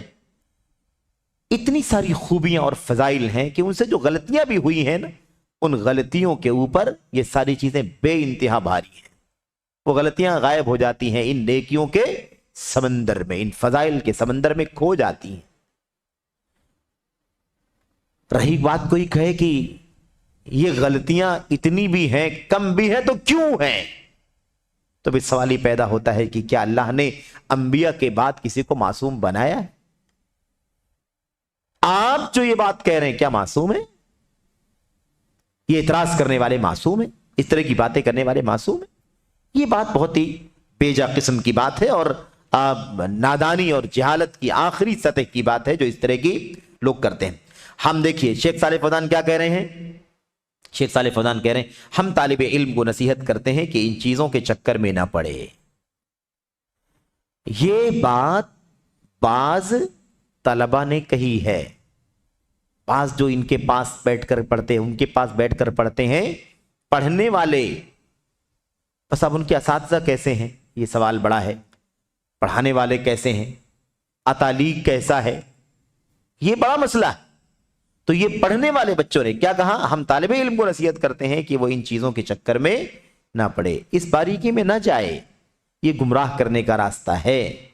اچھا، کیونکہ یہ اسے علم سے محروم کر دیں گی۔ جاؤ، اگر غلطی کی وجہ سے فلاں کی کتاب نہیں پڑھو گے تو دنیا میں کوئی کتاب پڑھنے کے لیے باقی نہیں بچے گی۔ دنیا میں کوئی کتاب نہیں بچے گی جس میں غلطی نہ ہو۔ اب اللہ الا کتاب رب اللہ، سوائے اللہ تبارک و تعالیٰ کی کتاب، اللہ تبارک و تعالیٰ جو رب العالمین ہے اس کی کتاب قرآن کریم، کوئی کتاب معصوم نہیں ہے۔ میرے بھائیوں، دنیا میں کوئی بھی کتاب نہیں ہے جو معصوم ہو اللہ کی کتاب کے علاوہ۔ تو بہرحال کیا کہا کہ ہم، کیونکہ یہ اسے علم سے محروم کر دیں گی۔ جو شخص ائمہ اسلام کے بارے میں ان چیزوں کو کرے دے گا حصول علم سے محروم ہو جائے گا، کیونکہ معصوم کوئی نہیں، غلطیاں ہوئی ہوں گی، ہر ایک سے ممکن ہے غلطیاں، جس کا انجام یہ ہوگا کہ وہ فتنے میں پڑ جائے گا، جو فتنے میں پڑ جائے گا، اور لوگوں کے سامنے جھگڑے تنازع سے دلچسپی اور محبت میں الجھ جائے گا، اس کا یہی کام بن جائے گا۔ اور ایسے لوگ جو ہیں نا، ان کا صبح و شام کا یہی مشغلہ ہے، صبح شام کا ان کا یہی مشغلہ ہے۔ اچھا، اس کے بعد دیکھیے کیا کہتے ہیں کہ لہذا ہم تمام لوگوں کو حصول علم، اس کی لالچ، اور اس کے بعد کیا کہا دیکھیے آگے 2-3 صفحے کے آگے 460 پہ، لالچ اور جستجو کرنے اور دیگر امور سے دور رہنے کی وصیت کرتے ہیں جن میں کوئی فائدہ نہیں ہے۔ یہ بات یاد رکھنا ہے۔ طالب علم کا کام کیا ہے؟ ان باریکیوں میں نہ پڑھے، جو علم ہے ان کتابوں کے اندر، سنت ہے نا، شرح سنت، اس کو حاصل کرے، پڑھے، ان باریکیوں میں نہ جائے کہ فلاں کی کون سی غلطی ہے، فلاں کی کون سی غلطی ہے۔ تو غلطیوں سے تو کوئی مبرہ نہیں ہے، تو آپ کس کو پڑھیں گے؟ یہ بات سب کے لیے ہے میرے بھائیو، ہم سارے طلبہ کے لیے شیخ صالح فوزان یہ بات کہہ رہے ہیں، اور سبھی لوگوں کے لیے۔ یہ دیکھیے، اس کے بعد یہ تو ہو گئی بات، موٹی بات، تمہید کی بات۔ اس کے بعد کہتے ہیں رہے امام نووی، علامہ ابن حزم، حافظ ابن حجر، امام شوکانی، امام بیہقی، تو یہ بہت بڑے بڑے ائمہ ہیں، بہت بڑے بڑے ائمہ ہیں، اہل علم کے یہاں حد درجہ مستند اور معتبر ہیں۔ ان کی بڑی عظیم کتابیں اور اسلامی مراجع ہیں جن کی طرف مسلمان رجوع کرتے ہیں۔ ایک آدمی بتاؤ دنیا میں جو فتح الباری نہ پڑھتا ہو، صحیح بخاری سمجھنے کے لیے فتح الباری نہ پڑھتا ہو؟ کون سا ایسا عالم ہوگا جو نہ پڑھتا ہو؟ ایک آدمی بتاؤ جو مسلم شریف کی کوئی حدیث سمجھنا چاہتا ہو اور امام نووی کی المنہاج نہ پڑھتا ہو؟ کون ہے؟ فقہ، اصول فقہ پڑھنے کے لیے، رجال اور تراجم پڑھنے کے لیے حافظ ابن حجر کو نہ پڑھتا ہو، امام نووی کو نہ پڑھتا ہو، امام ابن حزم کو نہ پڑھتا ہو، کون ایسا آدمی ہے؟ دیکھو، تو کہنے کا مطلب کیا ہے؟ صاحب کہتے ہیں جن کی طرف مسلمان رجوع کرتے ہیں، یہ وہ خوبیاں ہیں جو ان کی خطاؤں، لغزشوں کو ڈھانپ لیتی ہیں، اللہ ان پر رحم فرمائے۔ پھر مسئلہ یہ نہیں ہے کہ غلطی ہو گئی، مسئلہ یہ ہے کہ غلطی ہو گئی تو ہم غلطی کو پکڑ کر کے بیٹھ جائیں، اندھی تقلید کریں، مرید بن جائیں، نہ چھوڑیں، ہٹ دھرمی کریں، تعصب سے کام لیں، یہ بڑا جرم ہے نا۔ ہم کس بات کے قائل کہ کسی کل یؤخذ من قولہ ویرد الا صاحب ھذا القبر، ہر ایک کی بات کو لیا بھی جا سکتا ہے، چھوڑا بھی جا سکتا ہے، سوائے اس قبر والے نبی محمد صلی اللہ علیہ وسلم کے۔ تو اگر کوئی غلطی ابن حجر رحمۃ اللہ علیہ سے ہوئی ہے تو ہم اس کو لینے کے قائل نہیں۔ امام نووی سے کوئی غلطی ہوئی ہے، ہم اس میں ان کے لیے اللہ تعالیٰ سے مغفرت کی دعا کرتے ہیں، ہم اس کو لینے کے قائل نہیں۔ ان کی کتاب پر نوٹ چڑھاتے ہیں ہمارے علماء، ان کی کتابوں پر حاشیہ لگاتے ہیں، ان کی غلطیوں کو سے آگاہ کرتے ہیں کہ اس میں یہاں ان سے چوک ہوئی، غلطی ہوئی ہے، اس لیے ان پہ آنکھ بند کر کے اس باتوں کو نہیں لینا ہے۔ لیکن ان کی ساری خدمات کو اس لیے کہ ان سے یہ غلطی ہو گئی ہے، یہ بدعت ہو گئی ہے، ساری کارناموں کو نظر انداز کر دیا جائے، اس کی گنجائش نہیں ہے۔ ورنہ اگر اس کو یہ راستہ پکڑ لیا جائے گا تو دنیا میں کوئی باقی نہیں بچے گا سوائے محمد الرسول اللہ صلی اللہ علیہ وسلم کی۔ اس لیے یہ بات اچھی طرح سے ہمیں جان لینی چاہیے۔ اچھا، کہتے ہیں لیکن تو، شیخ صالح فوزان کہتے ہیں لیکن تو بیچارہ مسکین، تیرے پاس کیا ہے جو اتنے بڑے بڑے ائمہ کو بدعتی کہہ رہا ہے؟ تیرے پاس کیا ہے؟ اے ابن حجر، ابن حزم اور دیگر ائمہ رحمہم اللہ کی غلطیاں ڈھونڈنے کریدنے والے، بھلا تو نے مسلمانوں کو کیا فائدہ پہنچایا؟ شیخ صالح فوزان اپنی حقیقت پہچانو کہہ رہے ہیں، دوسروں کو بدعتی کہنے سے پہلے اپنی حقیقت پہچانو۔ کیا تمہیں حق پہنچتا ہے کہ ان کو بدعتی کہہ کر کے ان سے لوگوں کو نفرت دلاؤ؟ اچھا، تیرے پاس کتنا علم ہے؟ بدعتی کہنے والے، تیرے پاس کتنا علم ہے؟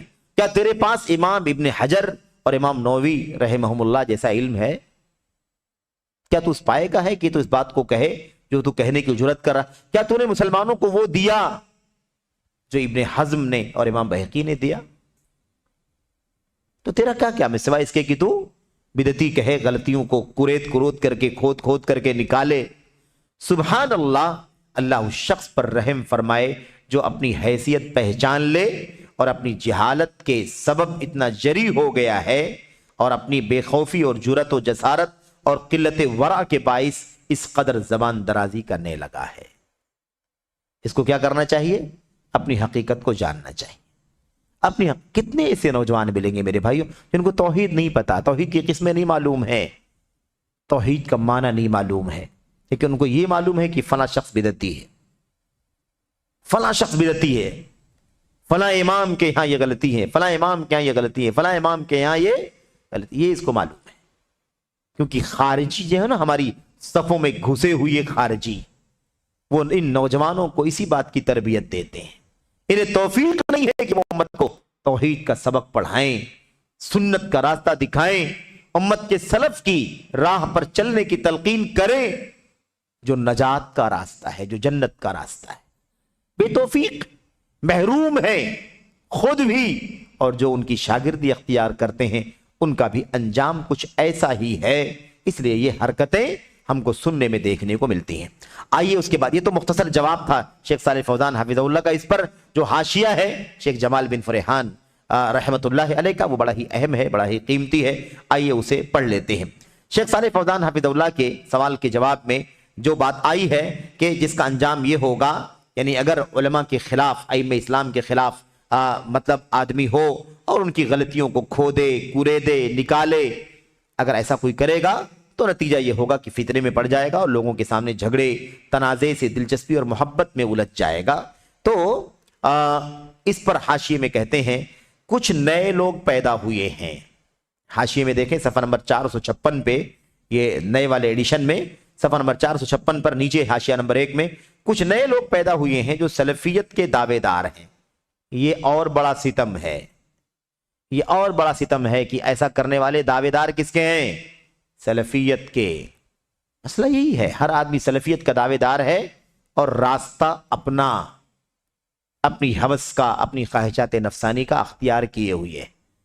تو ٹائٹل سلفیت کا اور کام خلفیت کا، نام سلفی اور کام خلفی، ایسے بہت سارے لوگ ہیں، ایسے بہت سارے لوگ ہیں.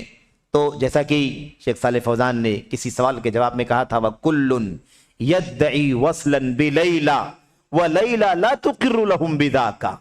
ہر آدمی لیلا سے اپنا رابطہ، اپنا تعلق قائم کرنے کی کوشش کر رہا ہے، لیکن لیلا کسی کو قبول کرنے کو تیار نہیں ہے. تو سلفیت کا دعویٰ سبھی لوگ کرتے ہیں. یہ دیکھو یہ لوگ بھی سلفیت کا دعویٰ کرتے ہیں، جو ائمہ اسلام، جو سلفیت کے ائمہ ہیں، ان کو بدعتی کہنے والے، یہ بھی اپنے آپ کو سلفی کہتے ہیں. شر کتنا رچ جا رہا ہے، کتنا بس رہا ہے اندر اندر، رائت کر رہا ہے، اس کا اندازہ آپ لگائیں. تو کہتے ہیں صاف صاف کچھ نئے لوگ پیدا ہو گئے ہیں جو سلفیت کے دعوے دار ہیں، حالانکہ سلفیت ان سے بری ہے، سلفیت ان سے بری ہے. یہ اپنے قائد و رہنما محمود الحداد کے نمائندے ہیں. اس سے پہلے محمود حداد کی بات آئی تھی اور ہم نے کچھ باتیں ان کی بارے میں بتایا تھا کہ یہ کب کے ہیں، بالکل قریب کے ہیں، بالکل قریب کے ہیں، ابھی جلدی کے. بہرحال تو محمود حداد کے نمائندے ہیں جن کا ذکر پہلے ہو چکا، جیسا کہ ہم نے بھی ذکر کیا کہ اس سے پہلے بات آ چکی ہے محمود حداد کی. اس لیے اس فرقے کو جو ائمہ اسلام کو کی غلطیوں کو کھود کرید کر کے نکالتا ہے، ان کو بدعتی کہتا ہے، ان کو فاسق کہتا ہے، کوئی کچھ کہتا ہے، کوئی کچھ کہتا ہے، اس فرقے کو اسی محمود حداد کی طرف منسوب کرتے ہوئے فرقہ حدادیہ کہا جاتا ہے. فرقہ کون ہے یہ؟ حدادیہ. جو ائمہ اسلام کے خلاف بات کرے، سنت کے ائمہ کے خلاف، سلف کے ائمہ کے خلاف بات کرے، وہ کون لوگ ہیں؟ سمجھ لو کہ وہ حدادیہ فرقے کے لوگ ہیں.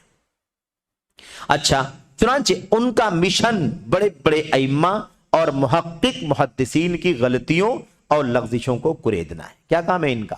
ان کا یہی کام ہے. یہ میرے بھائیوں، ہاں اتنی سی بات ہے. اب یہ دیکھیے، یہ بات وضاحت، انصاف کی بات جو ہے وہ شیخ صالح فوزان ذکر کر رہے ہیں. ہاں اتنی سی بات ہے کہ امام ابن حجر اور امام نووی رحمہم اللہ اشاعرہ کی بعض غلطیوں میں جا واقع ہوئے ہیں. یہ انصاف ہے. ہم یہ کہیں کہ ہاں ان سے چوک ہوئی ہے، اور اشاعرہ جو فرقہ ہے، اشاعرہ بدعتی فرقہ اشعریوں کا، اشاعرہ جن کی جمع ہے، اشعری کی جمع، اشاعرہ کی بعض غلطیوں میں یہ ہمارے ائمہ بھی پڑ گئے ہیں. جیسے ہم بھی کہیں چوک ہوتی ہے، کسی غلطی میں پڑ جاتے ہیں. تو اشعریت کی دعوت دینے والے اور اشعریت کے مشن والے لوگ نہیں ہیں، لیکن اشعری فرقے کی بعض غلطیاں جو ہیں، ان بعض غلطیوں میں یہ بھی واقع ہو گئے. دونوں میں فرق ہے کہ نہیں فرق ہے؟ ایک آدمی کا عقیدہ ہی اشعریت کا ہے، 7 صفات مانیں گے، اس کے علاوہ کو نہیں مانیں گے. تو امام ابن حجر کا، امام نووی کا یہ عقیدہ نہیں تھا، لیکن اشاعرہ کا جو فرقہ ہے، ان کی بعض غلطیاں جو ہیں، ان بعض یعنی کچھ غلطیوں میں ان سے بھی چوک ہوئی اور یہ بھی اس میں گر پڑے ہیں. تو یہ بات سمجھنے کی. بعض غلطیوں میں جا واقع ہوئے ہیں جس کی علماء نے نشاندہی فرمائی ہے. یہ ہے سلفیت. سلفیت کیا ہے؟ سلفیت یہ ہے کہ جہاں وہ غلطی ہوئی ہے اس غلطی پر نوٹ حاشیہ لگا کر کے اس کی وضاحت کر دی جائے تاکہ امت اس غلطی میں واقع نہ ہو. تو علماء کیا ہے؟ علماء نے نشاندہی فرمائی ہے. فتح الباری پر امام ابن باز رحمہ اللہ کی تعلیقات مشہور و معروف ہیں. امام ابن حجر رحمۃ اللہ علیہ سے بعض جگہوں پر جو اشاعرہ والی غلطی میں گر جانے کا مسئلہ پیش آیا ہے، فتح الباری جو 13 جلدوں میں ہے، اتنے میں میرے بھائیوں اس کے اندر جو غلطیاں امام ابن حجر رحمۃ اللہ علیہ سے ہوئی ہیں نا، ان کی کتاب کی صحیح بخاری کی شرح کرتے ہوئے امام عبداللہ بن عبدالعزیز بن عبداللہ بن باز رحمۃ اللہ علیہ نے ان غلطیوں کی نشاندہی فرمائی ہے کہ یہاں ابن حجر رحمۃ اللہ علیہ سے یہ چوک ہوئی ہے، یہاں ابن حجر سے یہ چوک ہوئی ہے. اور جو ایڈیشن، وہ والا جو ایڈیشن ہے جو ابن حجر رحمۃ اللہ علیہ نے امام ابن باز رحمۃ اللہ علیہ نے غلطیاں بتائی تھی، وہ باقاعدہ وہ ایڈیشن شائع ہوا ہے، وہ پرنٹ ہے، غلطیوں کی تعلیق کے ساتھ، نوٹ کے ساتھ، حاشیے کے ساتھ وہ نسخہ ایڈیشن کیا ہے؟ وہ شائع ہے. اور اس کے علاوہ وہ غلطیاں الگ سے بھی ایک کتاب کی شکل میں شائع ہوئی ہیں کہ امام ابن حجر رحمۃ اللہ علیہ سے جو غلطیاں فتح الباری میں ہوئی ہیں وہ فلاں فلاں فلاں ہیں، فلاں حدیث کی شرح میں، فلاں حدیث کی شرح میں، فلاں حدیث کی شرح میں، فلاں حدیث کی شرح میں، فلاں لفظ کی شرح میں ان سے ہے نا چوک ہوئی ہے، غلطی ہوئی ہے. وہ الگ سے بھی کتابی شکل میں شائع ہوئی ہے اور اس کتاب کا نام ہے التنبیہ علی المخالفات العقدیہ فی فتح الباری. فتح الباری کے اندر جو عقدی غلطیاں امام ابن حجر رحمۃ اللہ علیہ سے ہوئی ہیں ان غلطیوں پر تنبیہ اس نام سے کتاب شائع ہوئی ہے. امام ابن باز رحمۃ اللہ علیہ نے یہ کام شروع کیا تھا فتح الباری پر تعلیق لگانے کا، اور اس کے بعد 3 جلدوں تک یہ کام چلتا رہا. اس کے بعد ہے نا ان کی طبیعت ناساز ہو گئی اور وہ پڑھانے کے لیے حاضر ہونے کے قابل نہ رہے. تو ان کے شاگرد ہیں، ان کے شاگرد ہیں جن کا نام بھی یہاں پر لکھا ہوگا، علی بن عبدالعزیز الشبل. عبد الرحمن کیا ہے؟ علی بن عبدالعزیز بن علی الشبل، یہ ابن باز رحمۃ اللہ علیہ کے شاگرد ہیں.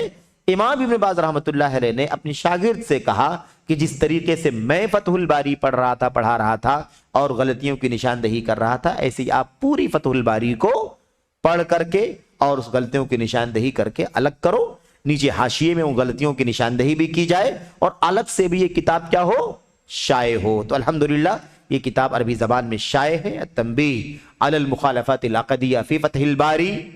اور اللہ کی فضل و کرم سے اس کتاب کا یعنی اس غلطیوں کی نشاندہی کرنے والی کتاب کا اردو ترجمہ بھی ہوا ہے. الحمدللہ کئی سال پہلے ترجمہ کیا گیا تھا، وہ مستقل کتاب کی شکل میں تو شائع نہیں ہو سکا، لیکن سوشل میڈیا پر غالباً نشر ہے.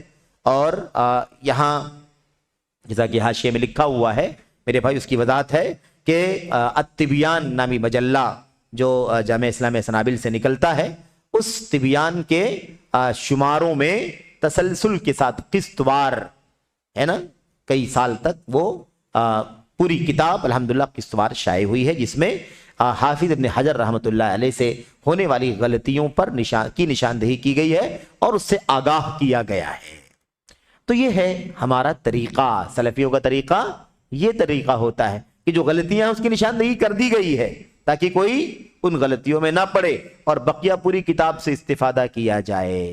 پوری کتاب بلکہ پوری کتابیں اور پورا مکتبہ جو ابن حجر کا ہے، امام نووی کا ہے، امام ابن حزم کا ہے، خطیب بغدادی کا ہے وغیرہ، ان تمام امت کے ائمہ اور علماء سے استفادہ کیا جائے، فائدہ اٹھایا جائے. اچھا جناب، تو ٹھیک ہے، یہ بات کہاں تک پہنچی؟ ظاہر ہے کہ ان غلطیوں کو ہم ان کی بے عزتی اور عیب جوئی کا سبب نہیں بنائیں گے. یہ اصل مسئلہ ہے.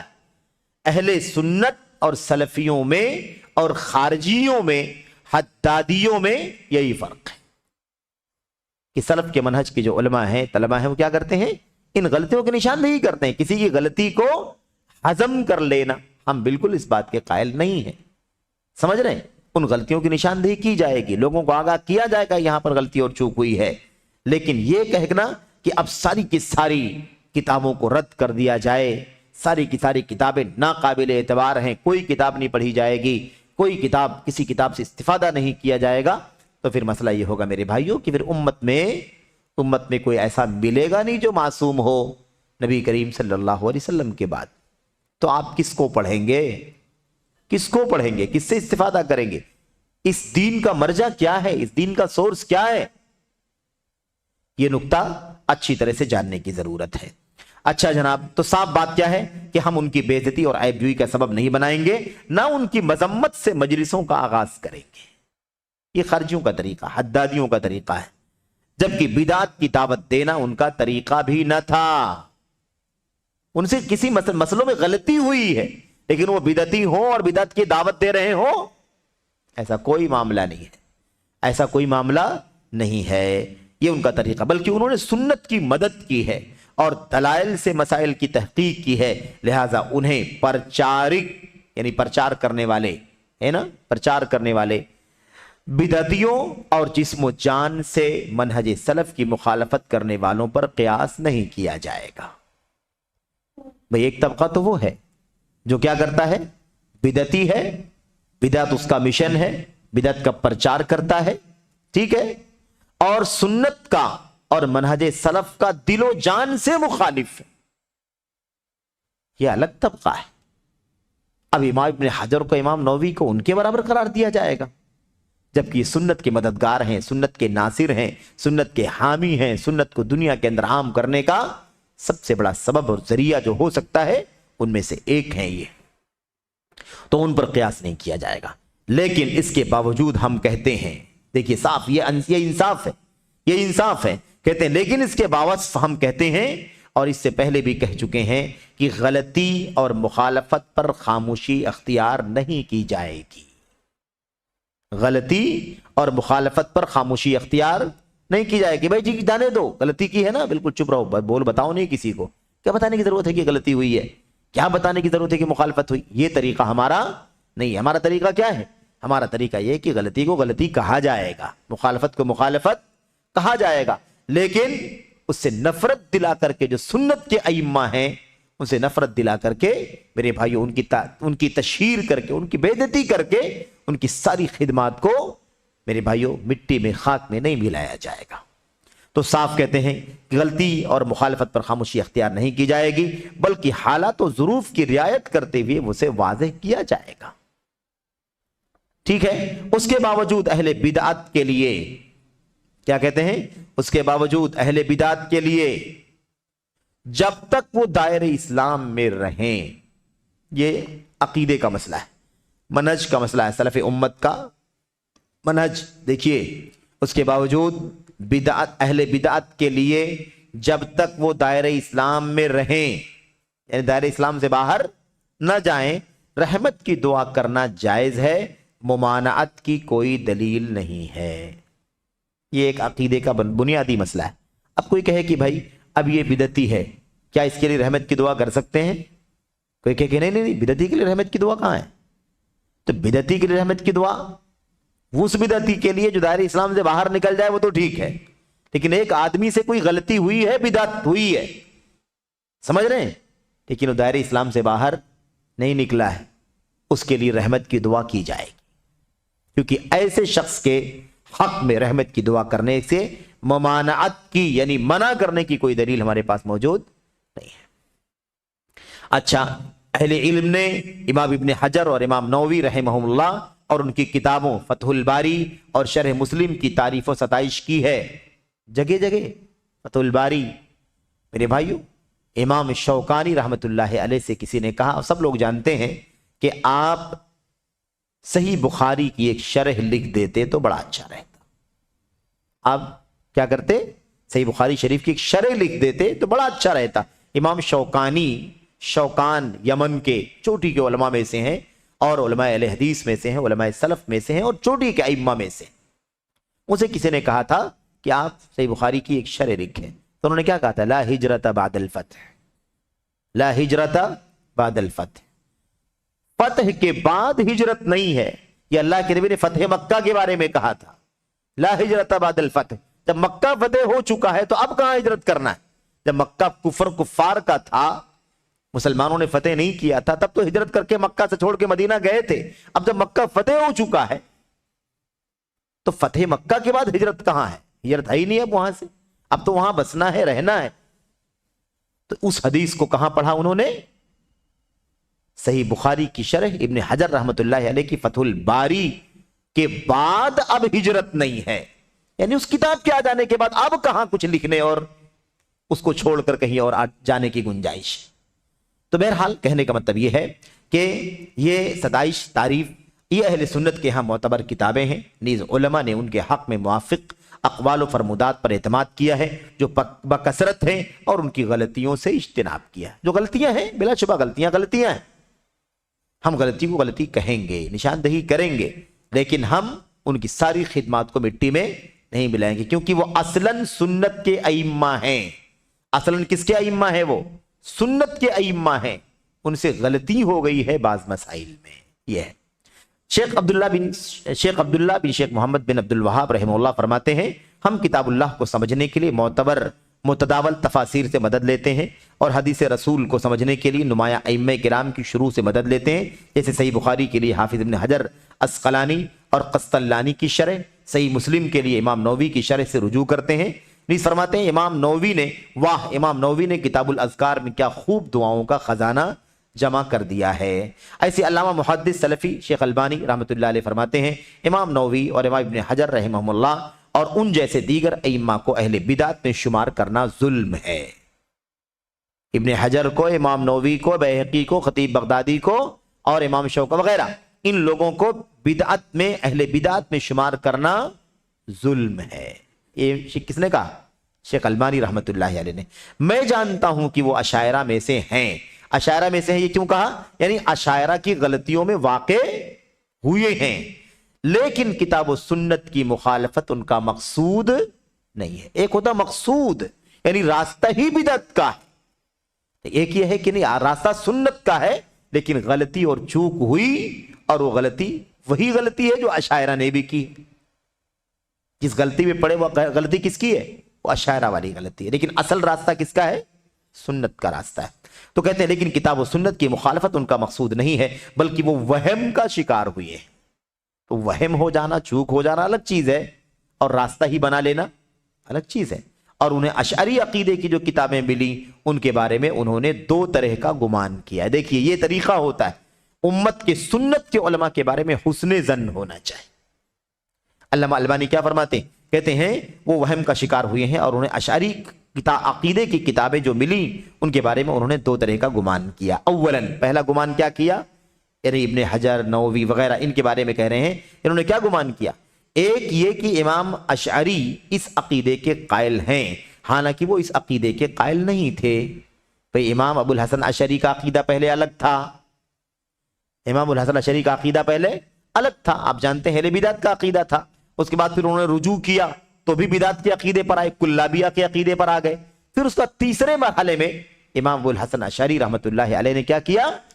سنت کی راہ کو اپنایا اور امام احمد بن حنبل کا نام لے کر کے کہا کہ جو عقیدہ امام احمد رحمۃ اللہ علیہ کا ہے میں آج سے اس عقیدے کا اعتراف کرتا ہوں اور میں اپنے پچھلے عقیدے سے توبہ کرتا ہوں. اور کتاب لکھی الابانہ عن اصول الدیانہ، ہم جانتے ہیں اس کتاب.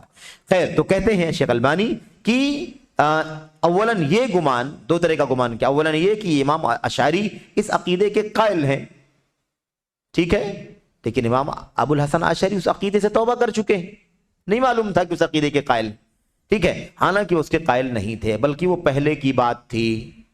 کیا تھی؟ پہلے کی بات تھی. ایک گمان یہ ہے.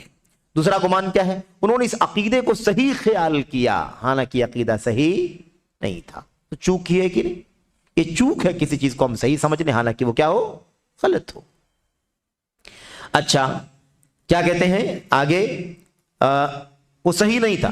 من هو الکافر ومن هو المبتدع، کافر کون ہے اور بدعتی کون ہے، اس عنوان سے شیخ البانی رحمت اللہ علیہ کی تقریر ہے. شیخ البانی رحمت اللہ علیہ کا محاضرہ ہے، اس کا نام کیا ہے؟ من هو الکافر ومن هو المبتدع. کافر کون، بدعتی کون. وہاں سے یہ بات ختم ہوئی. اچھا اب اگر کوئی کہے کہ امام نووی، امام ابن حجر کو کیوں معذور قرار دیا جائے کہ جو کچھ ان سے سرزد ہوا ہے وہ بربنائے تعویل تھا، اور سید قطب اور حسن بنا مودودی اور ان جیسے دیگر لوگوں کو معذور نہ سمجھا جائے۔ یہ بات آنی تھی، اس لیے ہم نے بات چھیڑی نہیں تھی بھی آپ کے سامنے، سب کے ذہن میں بات آئے گی نا۔ امام ابن حجر آپ کہتے ہیں معذور ہیں، امام نووی معذور ہیں، امام بہقی معذور ہیں، خطیب بغدادی، شوکانی اور دیگر ائمہ ہیں معذور ہیں۔ ان کو ہم سمجھیں گے کہ ان کے پاس عذر تھا، ان سے چوک ہوئی، ایسا ہوا، ان کی ساری خدمات کو ہم برباد نہیں کریں گے بلکہ ان سے استفادہ کریں گے۔ یہ باتیں اگر آپ ان ائمہ کے بارے میں کہہ سکتے ہیں تو پھر یہی پیمانہ آپ کا سید قطب، مودودی، حسن بنا کے بارے میں کیوں نہیں ہے؟ یہی عقیدہ ان کے بارے میں بھی تو ہونا چاہیے۔ انہوں نے بیچاروں نے کیا غلطی کی ہے کہ ان کو معذور نہ سمجھا جائے؟ کوئی ذاتی نفرت ہے کیا آپ کو؟ کوئی خاندانی جھگڑا ہے کیا آپ کا ان سے؟ کیوں آخر آپ ان کو معذور نہیں سمجھیں گے؟ کیوں یہ دو طرفہ؟ یہ ایک سوال ہے، تو اس کا جواب انشاءاللہ تبارک تعالیٰ ہم پڑھیں گے، اور میں سمجھتا ہوں کہ اسی پر اکتفا کیا جائے اس سیشن میں، اگلے سیشن میں یہ بات مکمل ہوگی۔ اللہ سے دعا کرتے ہیں کہ اللہ تبارک و تعالیٰ ہمیں اور آپ کو یہ باتیں سمجھنے کی توفیق عطا فرمائے، آمین رب العالمین، وصلی اللہ وسلم وبارک علی نبینا محمد وعلی آلہ وصحبہ اجمعین۔ السلام علیکم ورحمۃ اللہ وبرکاتہ۔